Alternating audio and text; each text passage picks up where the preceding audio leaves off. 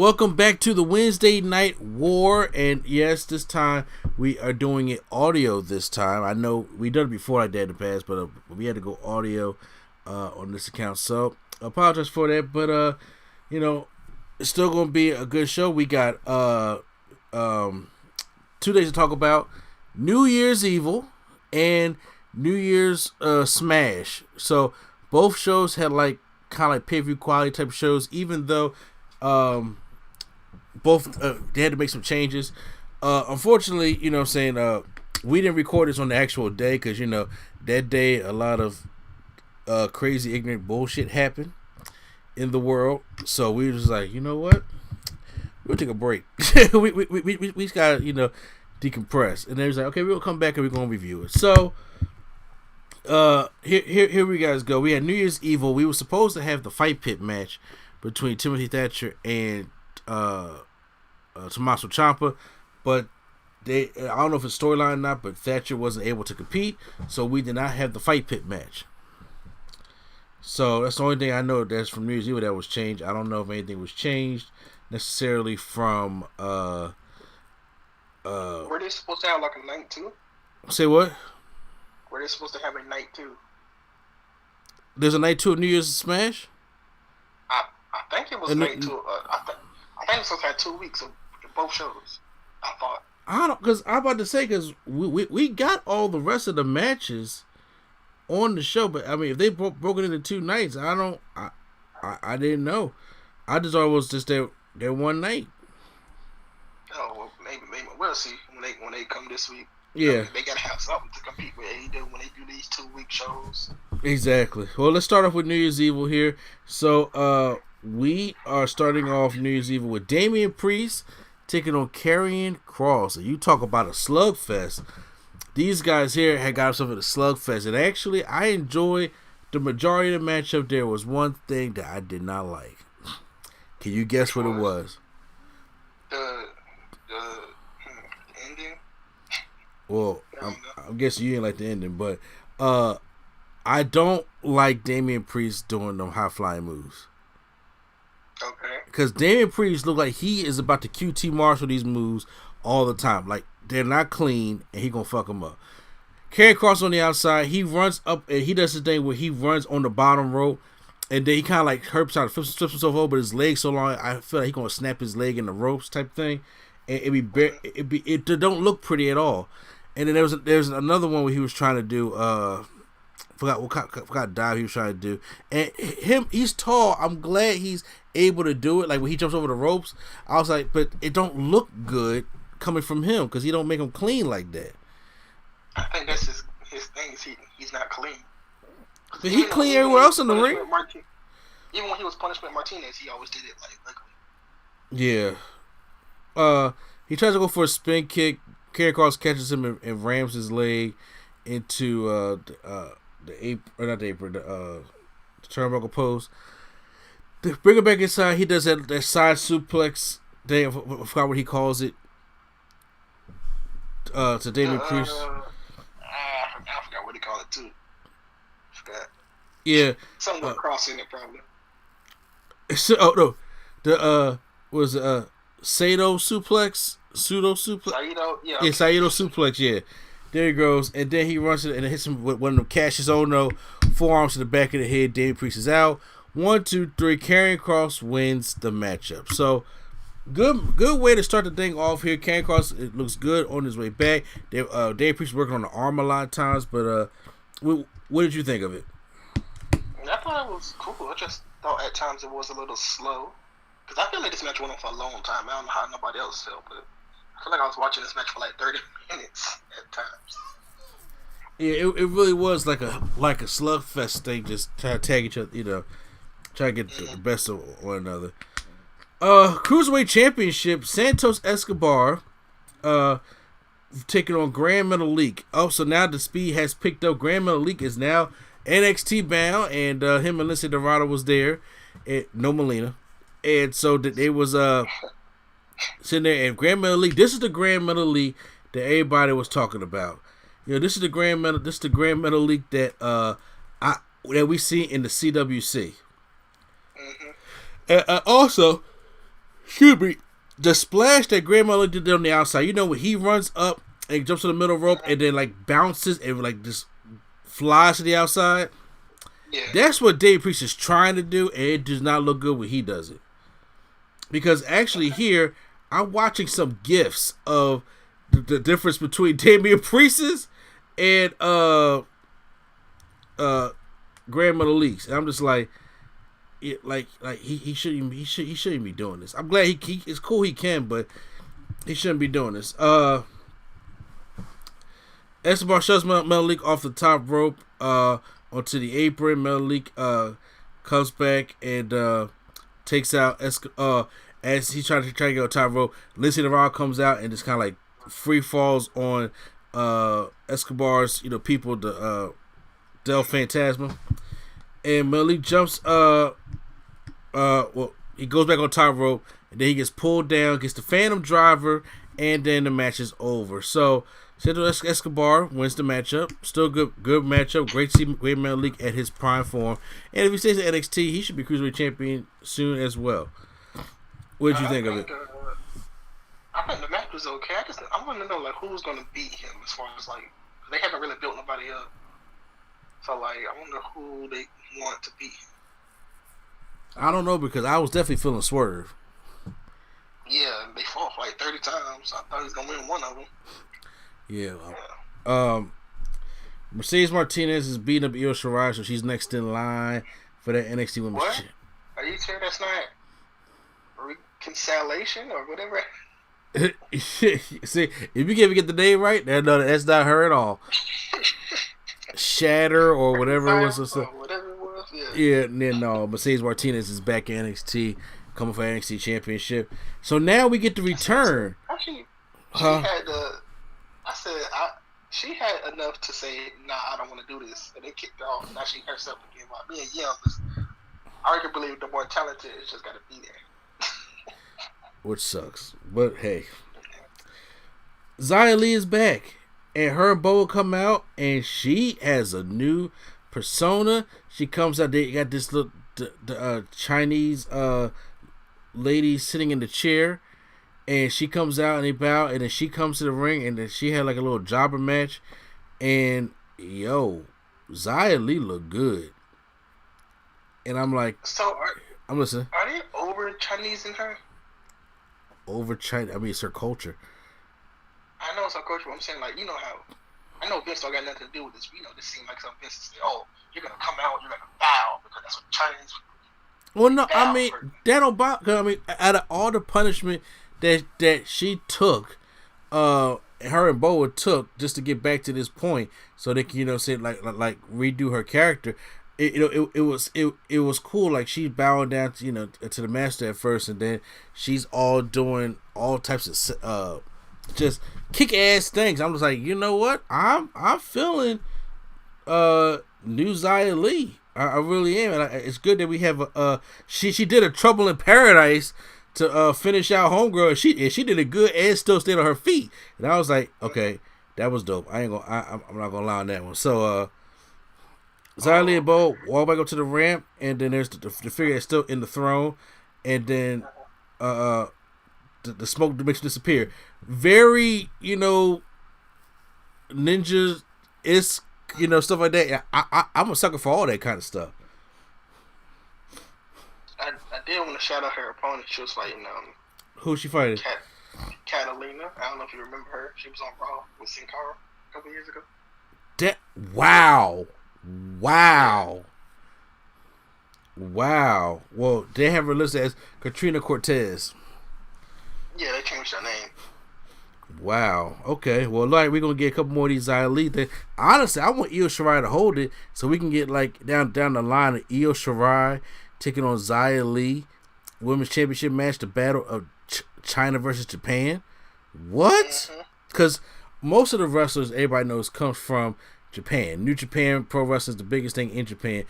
There's not many Chinese wrestlers at all from China. So when they are Japan's wrestling is different from New Japan.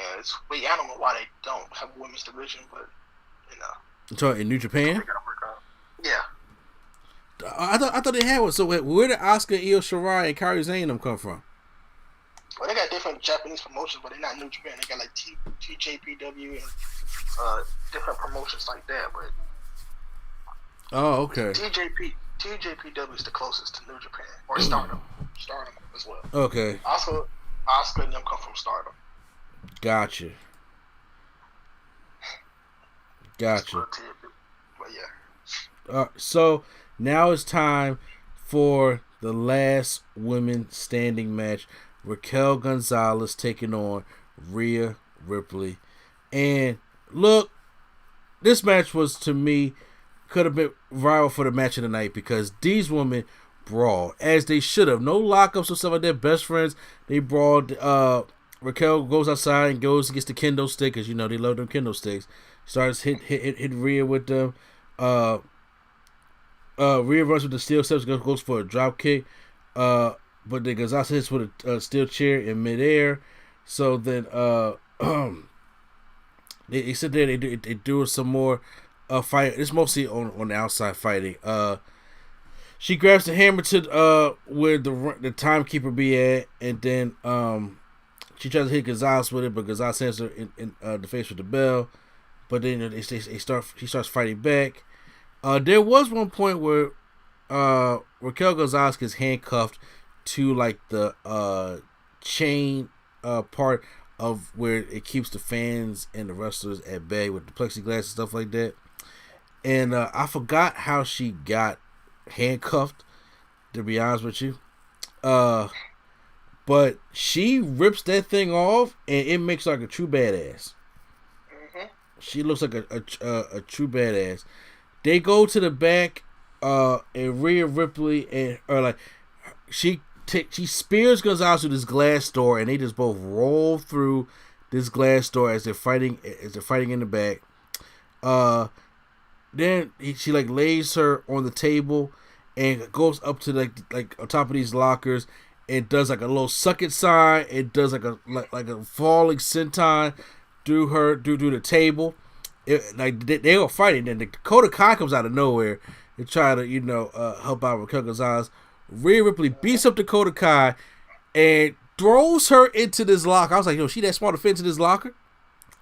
Oh yeah, it's Dakota Kai. It throws her into this locker and it puts like a heavy thing in front of it. We go out into the stage, and there's a steel steps up there on the stage or not? I'm not necessarily sure. Oh yeah, it was steel steps. And then she tries to hit Gonzalez with the riptide, but Gonzalez gets out of that, and then she gets a one-arm powerbomb. She's on the steel steps, puts her in a one-arm powerbomb and powerbombs her through the stage. Mm-hmm. And then she comes out, answers the 10 count. Ripley got defeated. Gonzalez wins. Good way to put Gonzalez over. There's no way Rhea not coming to the main roster now. Yeah, but I'm telling you, Gonzalez is probably next in line for the championship. She's very much most improved. Oh yeah, she is. Hey, I'm all for it. I am all for it. Just one thing, one question that I have that I always kind of have with these type of things. How they gonna keep treating NXT like a third brand, but then they call up everybody? That's a good question. Well, first of all, I don't know. I couldn't tell you. They keep calling up everybody to the main roster, even though they want to keep trying to make NXT seem like it's its own brand and stuff like that. Honestly, it should probably work. You should need to call some people back down. Like, I can name about a good handful of people that can benefit from going back to NXT. Nia Jax comes to mind. Dolph Ziggler comes to mind. Hell, Robert Roode comes to mind just to come back there and be a champion again. He's a champion now, but there are things that they can do and people that they can bring down, kind of like exchange, but they don't want to do that. I mean, they just pop back up. You just seen Grand Malik pop back up on NXT. You just seen Bree Zongo pop back up on NXT. See Mercedes Martinez just pop back up on NXT. So, I mean, it's a possibility, but yeah, but I'm saying, like, how are these people, are they going to keep saying, yeah, this is our third brand and we're going to elevate this brand, but then everybody that's good, they want on the main roster because they don't want NXT to keep all the good people? I'm guessing so, bro. I'm just saying, I'm just saying, that's just I don't like that. We come back and we're making way for The Way as they get a police escort and limos. I mean, that's the most police cars I've seen today anyway. So they come. The Way coming there is Gargano, Candice, and of course Austin Theory and what's Indy Hartwell. So they're there to do some celebration. Indy Hartwell shows that the pain that they got them of all superheroes. He's like, yo man, look at your traps, man, because they have Austin Theory all decked out. Then Austin Theory and Giancarlo Gargano have announced that they are going to be entering the Dusty Classic, the tag team tournament.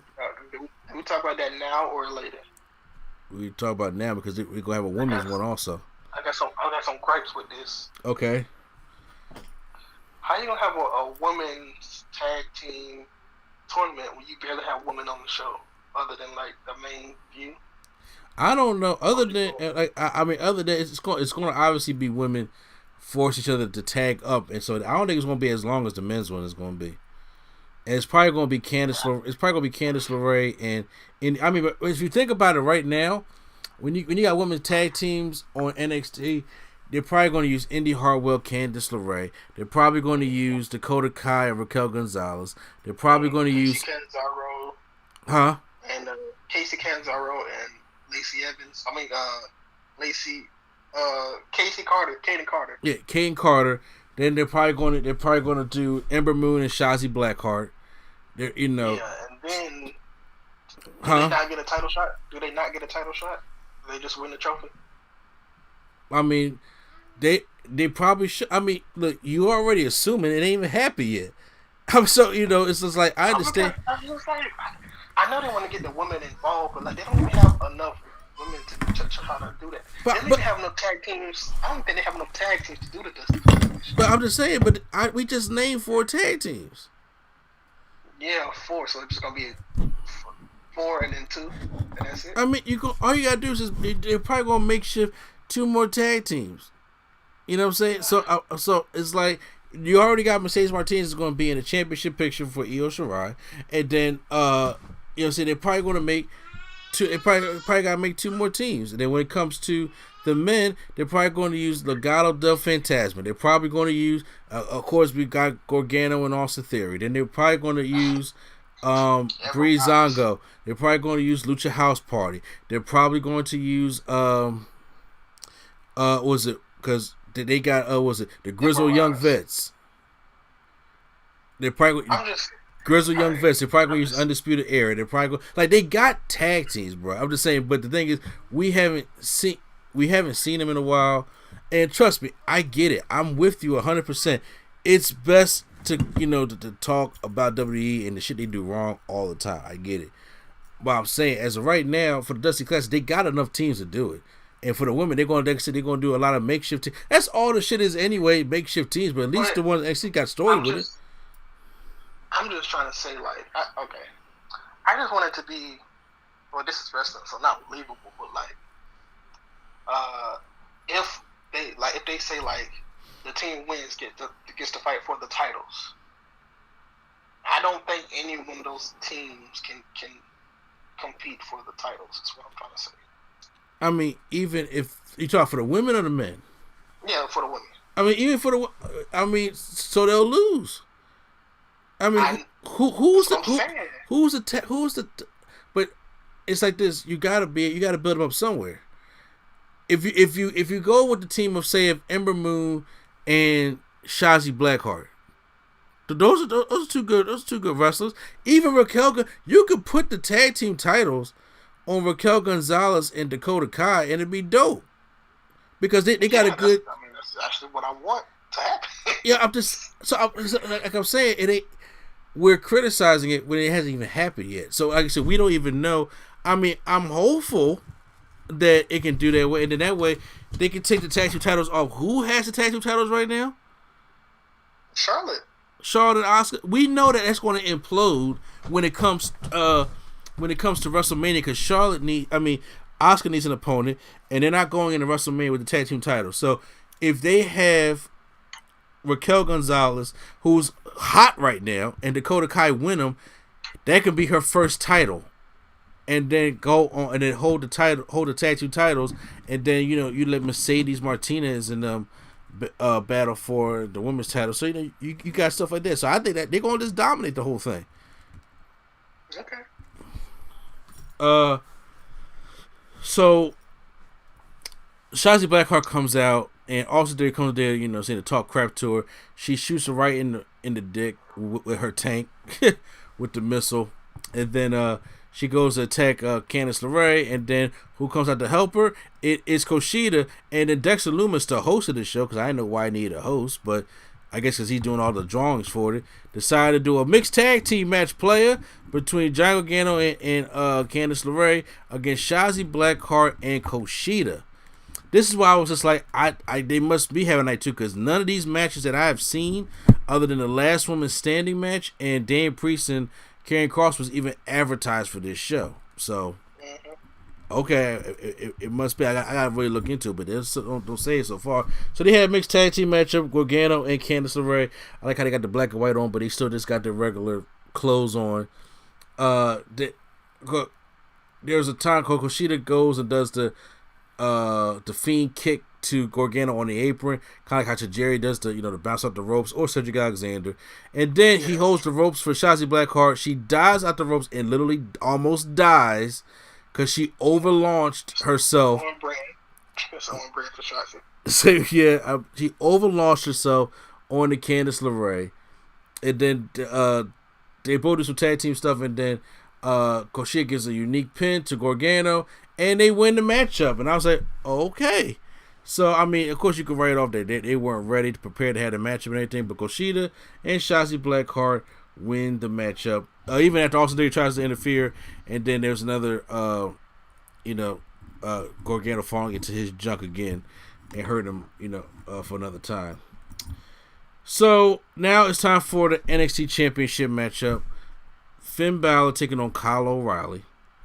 And this matchup, I thought it was good, but I don't think it was better than their first one. Okay. Do you agree with that, or do you disagree with that? I think both of these were technical matches. So some people, I can see not being able to get involved. But me personally, I thought both matches were pretty good. They were great. I just like the first one just a little bit more. I mean, there was one point where Kyle O'Reilly kicks the shit out of Finn Balor and flies out the ring to show you how hard he kicked him. I was like, okay, that was dope. Kyle O'Reilly has that good ring awareness and sells that kind of stuff of doing that kind of thing. There was a near fall brainbuster attempt by that, but Finn Balor kicked out. Finn Balor has him in a submission. Kyle O'Reilly goes to bite the rope because he can't reach it with his hands, and then Finn Balor kicks the rope and hurts his jaw. Almost American History X's him. So the whole, I like the fact that they sold it serious, like he actually broke it, and that he sold it for the whole match, rest of the match. Yes. Then he hits a crucifix pin and it pulls back on his head where his jaw's hurting, and then Kyle O'Reilly has no choice but to tap out. And then Finn Balor wins the matchup. So great matchup by these two, and I would love to see them down more in the future.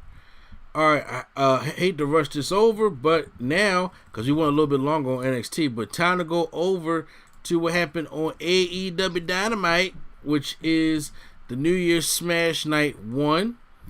So we're kicking things off here. Jericho's on podcast, the Demigod. And no commentary. What I said he was at? He said he was on podcast. Oh damn! I mean, well, he's probably gonna invite some people. Let me stop. Let me not say nothing.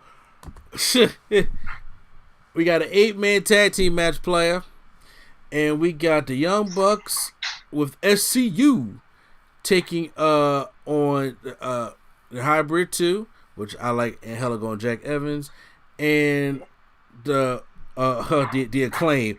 I'm feeling the Acclaim, bro. I'm sorry. I can't get into them yet. You can't get into the Acclaim. Okay, so are these black guys? Or are these Hispanic guys? Yeah. I think they're mixed.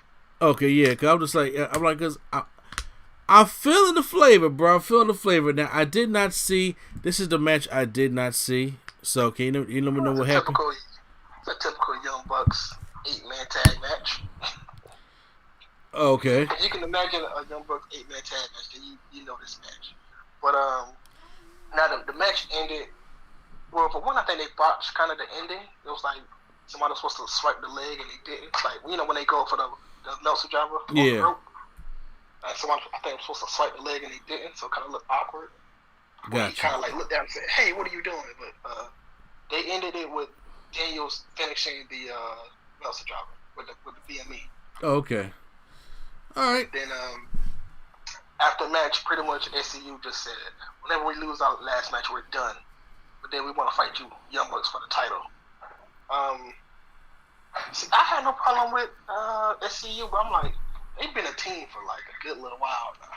In general, Christopher Daniels keeps his teams for like a long while. Remember how long Triple X lasted? I think this is the longest team though. Oh yeah, SCU was long. Like SCU wasn't even in Ring of Honor, wasn't it? And it was in TNA. Yes. They started this in 2008. SCU? It was Daniels and Kazarian. They changed the name. Okay. Daniels and Kazarian was bad influence, and then there was another name. And there was because remember they was like trying to say that AJ Styles was cheating on his wife with Dixie Carter. Don't bring back up that storyline. Please don't bring up that storyline ever again.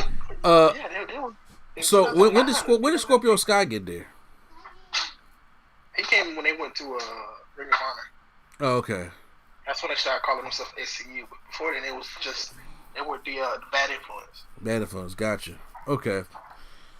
Jon Moxley makes his return here, and Jon Moxley, he said, you know, he's expect me to cursing up a storm, screaming bloody murder about the events that transparent on December 2nd. Thank God he put that date in there because they might probably talk about earlier. He said, but I come from complaining doesn't matter. Sometimes all you can do is take it on the chin and stare down adversity and don't back down an inch. So no, I ain't going anywhere. And he says he don't have, you know, tolerance for shitty people. So he said, "Can you just remember, I will get even and then some. When I do something, when I say I'm going to do something, I do it. When I make a commitment, I see it through no matter how long it takes. I'll forever be in your blind spot, Kenny. I'm the boogeyman. I promise you one day you're going to look into the eyes of the devil. You're going to beg for mercy when you realize you crossed the wrong guy." Great promo by him. I don't like this because when he went to New Japan, he said I'm the boogeyman too. I don't know if that's his new nickname or what. It's probably because it's the promo. Just makes it feel kind of like, you know, the hairs on the back of your neck stand up. It's the ooze. Yeah, but he says like I'm the boogeyman, which is weird. I don't know. I guess that's, you know. Is it weird because you're thinking about Because you think about the boogeyman wrestler? Nah, because I'm thinking because like New Japan, everybody gotta have a nickname. That's why. Shit, so AEW, because we got Jake Hager taking on the War Dog Warlow from the Inner Circle. Big fight up here. I'm a fan of Warlow, not Jack Swagger. So, Jericho's like, it's like Godzilla versus King Kong, and I was just like, so they kept asking like, who are you going to be for? You know, because they're both Inner Circle members. So,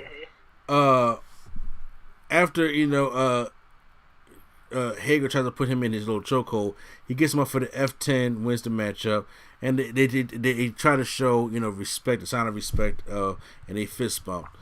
Backstage, Private Party is like, look, man, what? Former tag team champions? No, say what? I gotta say former world tag champions, future world tag champions. Who? Private Party? Nah, I'm talking about Hager and no, I don't want that at all.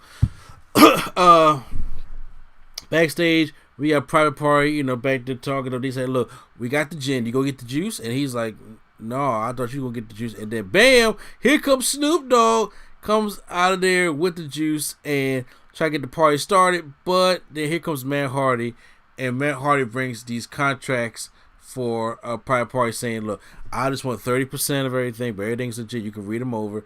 And don't worry, all that Twitter and Twitch stuff, you guys should still use that because, I'm not a monster. Oh, take a shot at Vince again. And, say what? I'm gonna say Matt Hardy. That's really good, Matt Hardy. Yeah, this man. What? This man is what? This man is getting it in. That's all I'm gonna say. Who, Matt Hardy? Oh yeah. They got another kid coming. Like, you got 4 kids in 6 years. Like, bruh, Rebby, man, her vagina gotta be tight. I mean, somebody said in the Twitter, they said all you need is 2 more to have your own TLC match. I mean, I wouldn't doubt it. Yeah, so I'm saying, like, I mean, he can afford. This man got like 50 acres almost. Seem like of late. This man got a whole like city. Mm-hmm. So, yeah. Well, and that's what it was. They didn't. Snoop and them didn't say much at all, and I was just like, okay, I think this was just to say, hey, Snoop likes to drink liquor. Yeah, what I'm saying, gin and juice. Why not? Because it's a song. We got, next week is the TNT Championship. Brian Cage taking on Darby Allin. So Brian Cage come down for the weigh-in with Team Taz, and then I like how Powerhouse Hobbs got that Force MD's blue sweater on. And look, I'm telling you, look at the album cover for Force MD's. You know exactly what I'm talking about. I know what you're talking about. Yeah, say you know exactly what I'm talking about. I'm sorry, I gotta do it. Love is a house, you got the key. I'm sorry, I had to get it out. They have a weigh in, and then he's like, yo, how come Brian Cage gotta go first? Because he outweighs him and stuff like that. So Brian Cage like 272, and then Darby Allin's like 172. I raised about 100 pounds, literally. And actually, he's 170 pounds. And then so Darby Allin takes the microphone. He's like, look, man, he's done with all this Taz shit. He wants to, gets it done right now. And then Taz, or Shivani got the ring. You had your chance, Darby, and they about to go at it. But then the lights go out. It starts snowing. It's Sting. And okay, now don't get me wrong. Sting in AEW is cool. I like seeing Sting in AEW. I like seeing the thing go off in the snow, but he ain't doing shit.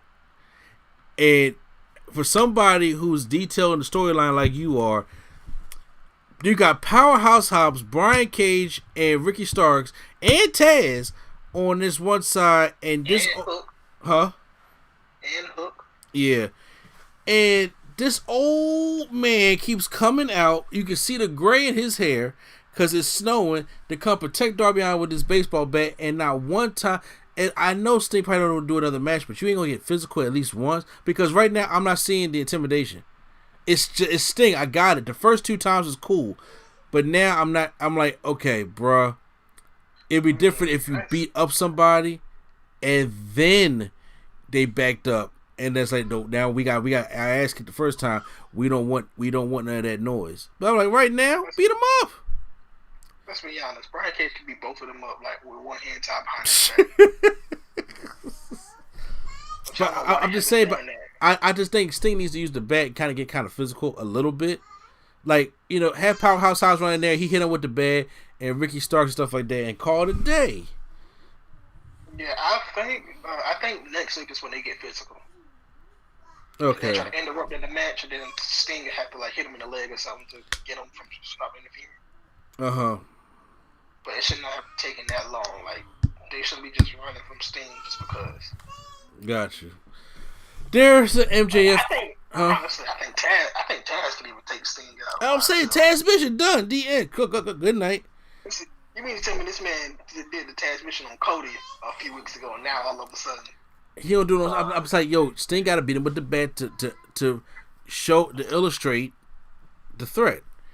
By the way, did you like the TNT Championship? Oh, that's right. They got the new TNT Championship because they retired on for Broly. It's the same. It's just a black strap. They WWE did. Black gold. Yeah. They WWE the strap. I'm just like, it's cool. It looks better with the black strap, but I'm like, I thought they was gonna change it up a little bit. I did too, but I guess they just said we're gonna. The only thing that kind of throws me off is the red in the middle. I think they should have just made that gold or silver. I agree. I think they should have actually put a little bit more work into it because it was like a weak thing. And I'm just like, look, I understand y'all change the strap. It's like kind of like too late to kind of like try to change the whole thing in time for the show. But I mean, if you're gonna retire that belt and say Brody Lee was the last champion, and this, we're gonna get it to your son, I'm like, great. He has the TNT championship. He has the red one. He has the final one. But however, now it's just a black strap. I'm like, there's no. How do I put it? It's like, what makes this different from Brody Lee's other than the strap? What makes this mine? You know what I'm saying? Yeah, well, I think they should have just they had about 2 weeks, so I think they should have unveiled the belt on that show when W faces Brian Cage and not this show, so they can have 2 weeks to come up with a different design. Yeah. So and they fight next week. So I mean. That's a whole nother week. So me personally, I would have liked a different one. Alex Marvez is interviewing Jurassic Express. And then Marco Stunt, what's he planning to do next? FTR is there. He gets upset. Did you see the promo that -1 cut on Marco? Yo, I did not get a chance to see that promo. It was on. I know it was on like Dark or something like that. If he chooses to be a wrestler, he gonna be a good talker because he was like, Marco, you suck. I'm bigger than you, and I'm 10. He just talking trash. I'm like, dang. He came up with that by himself. I'm like, if he decides to pursue it, he could be good. Wow. Yeah. I did see. I seen the video call. I never watched it yet, but I heard it was pretty entertaining. So that. And they had a breakup, or like a brawl. Oh God! And Cody and Tony Khan had to pick him. Said to pick him up and get him out. Oh my God! So now we're gonna have a match with FTR, Jungle Boy, and Marco Stunt. They're gonna kill this little kid. This guy. Because Marco is stupid. He was like, Marco, you don't do anything for this team. You don't bring nothing to the team. And then he said, oh yeah. How about, you know what? I'm going to replace Luchasaurus, which is stupid because this is damn stupid. The biggest one on the team. But yeah, they're gonna kill him. So also now we got Cody Rhodes taking on Matt Sydal, and Cody Rhodes comes out with Snoop Dogg, who does a remix to his song. How'd you like it? Okay, I'm gonna tell you this. I listened to it. I like the way that it goes into the beat, but the actual rap is just words. Like, he starts off by saying, holy moly, I'm in the roly-poly, something with the AEW NXT Cody, and that's it. Like, come on, stuff. Yeah, I like the Sasha one better. But, I like the Sasha one better, but I will say, I like the way that it goes into that beat, though. Like, if he just had an instrumental of just like the and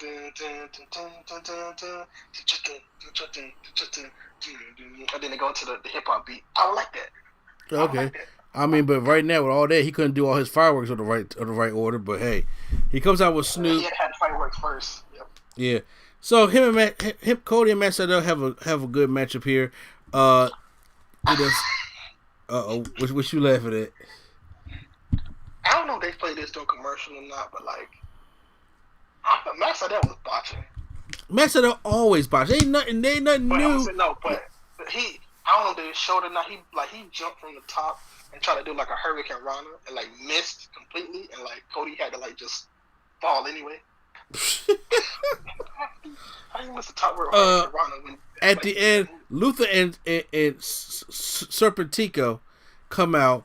I knew as soon as I saw them, I was like, it's a Snoop Dogg angle. Because why would they come out? In the match, because in the match, Cody's about to punch Matt Sydal. He mentioned like dead Serpentico. Okay. Right in the face. So they come down, and then the crowd for some reason is chanting for Snoop. Snoop take off his glasses, and then Matt Sydal's about to go out there for a shooting star press, which he probably couldn't miss. And Snoop like, no, I got this. Snoop climbs his ass on the top. Jericho's going off on commentary. Snoop dives down in the worst. I'm never gonna get on Sasha Banks ever again because even she tweeted was like, "Yo, cuz, bruh, that shit was terrible." Snoop jumps down and it's terrible. I mean, he's like 45 and he never get a splash before, so I can't. And he's high as shit. So, he does the splash, and he asks for the pinfall. And then they actually ring the bell. And they ring the. I'm like, what the fuck? And then Snoop is just there having a good time. And then I've seen Snoop Dogg at wrestling events live too many times. I seen him at WrestleMania. I seen him at one Raw where he came out in like a Cadillac. Yeah. Yeah. Look, Snoop love wrestling. I mean, hey, I'm not mad at it. He's a fan. He ain't gonna Pat McAfee, but he's a fan though. You know what I'm saying? I wish he would have did an actual move, not a diamond move. Like you mean like when he clotheslined Chavo Guerrero back all them years ago? Yeah, like do a clothesline or like a spine buster or something. No, bro, a spine buster from Star. You can break his own spine enough. So okay, not a spine, something where he don't have to jump. He could have just did a clothesline, a punch, or something.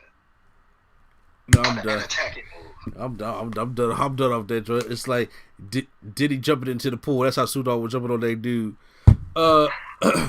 Then Jericho's going off on him on commentary, right? So it's funny because you was actually there, right? Yeah. Yeah. So he goes up to Jericho. He give him the dab, talk about something, my homie. Then he go up to JR, was just like, you the man. And I was like, prime time somewhere spazzing right now. And then he talked to he gives Shoni Shivani, the point. And then Jericho all spot, he's like, I still hate that guy. So it was during this spot, you can hear Jericho.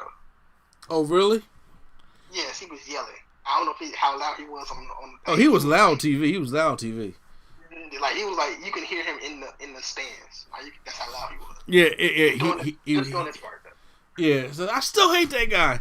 You better watch yourself, Snoop. Yeah, he was being Jericho. Let's pick this up here. Hikaru Shida.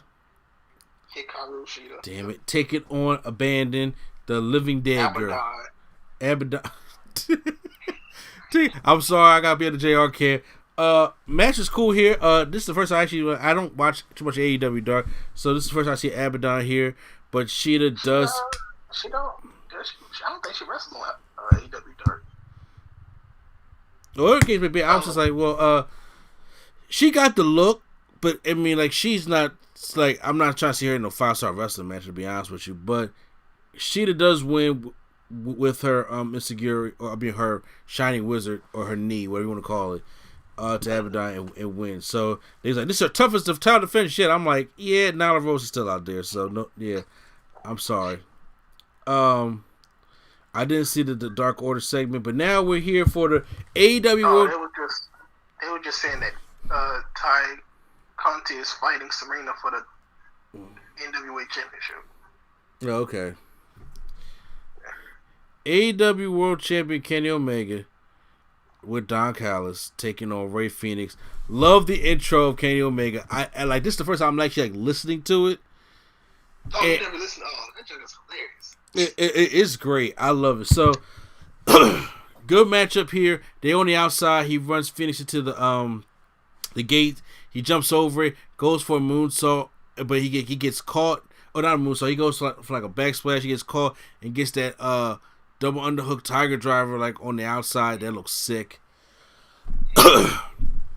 They had a very damn good matchup. They always do. Them two always have good singles matches. Yeah, even the one with Pentagon was also pretty good too. Yeah. So at going towards the end, he's beating Rey Fenix. Surprised Kenny with a backward springing headbutt. You know what I'm saying? And because he does stuff like that. And then there's a double springboard into a drop kick. And then Blast Omega with top rope Don't forget what this move is called, but he hit her with it. And he goes off. He goes to the springboard, but then Omega counters it. With the rising knee and a power bomb, and then a V trigger, and then Rey Fenix kicks out of that, and what you say? I was gonna say this part that's coming up. Oh, are you talking about the other V trigger trying to go for the one wing angel? Yeah, the one wing angel, I felt like they kind of, I don't know if they botched it or what happened. I don't know. Well, this is the one where he reversed into the reverse Hurricane Rana with that. Oh, and then Don Callis tries to, distract Fink, stuff like that, go for another V trigger. Y'all were going crazy at the audience, But then he plants Rey Fenix with the Tiger Driver 98 and then hits the one wing angel and then wins the matchup. It was a war by these two. Great main event. So it looked like he kicked out though. It did. That's how I was like, oh, what? And then they just like said he just won. So I was like, okay. So I ain't know they played that's an angle on TV or not. But after the matchup, Pac and Pentagon was backstage. Was shown backstage being assaulted by Butcher and the Blade, Eddie Kingston.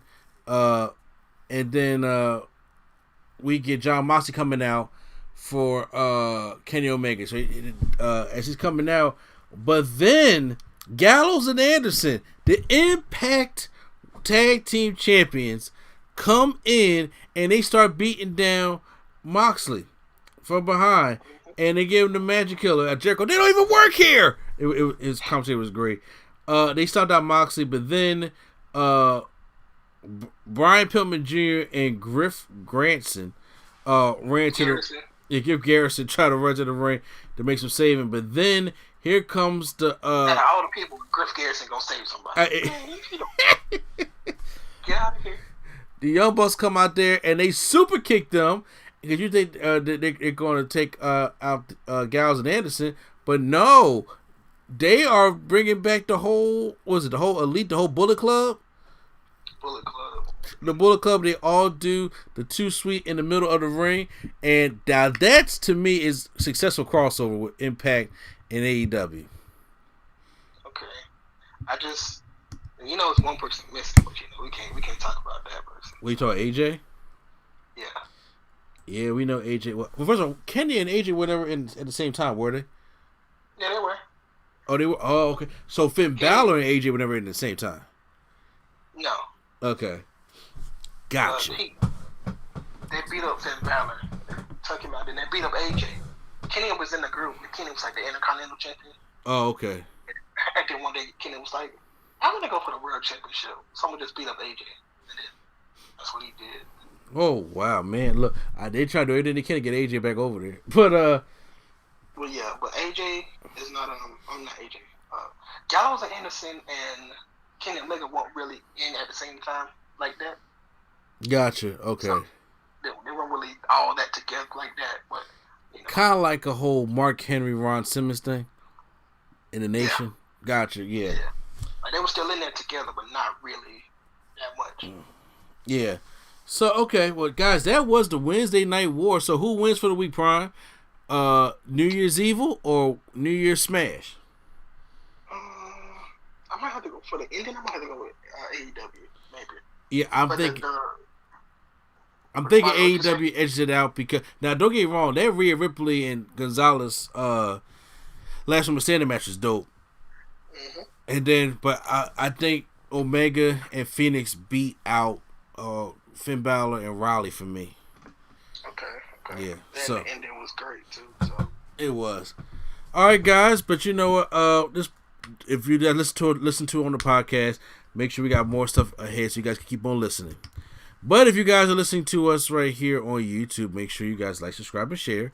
And make sure you hit that like button for more wrestling content right here on NC Studios. So once again, it's NC, a place we chill, Mr. Andy, and not downstairs at prime time. All right, sure.